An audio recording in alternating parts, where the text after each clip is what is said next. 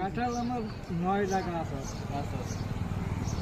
আমি ছেলেদের কাছে ঢাকায় পাঠালাম, কয়টা ছিল এই কয়টা পাইকে গিয়েছে। ছেলেমেয়ে ঢাকায় থাকে, ছেলেমেয়ে ঢাকায় পয়সা লেবেল থাকে টাকা আমার দুটো ছেলে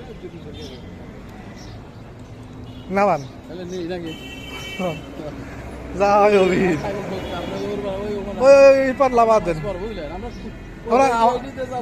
সমস্যা এটি তো আবার এই সমস্যা একটু ইয়ে আছে তো, পোষা নাই। ভিতরে ভালো আছে ভিতরে ভালো আছে, ভিতরে ভালো আছে।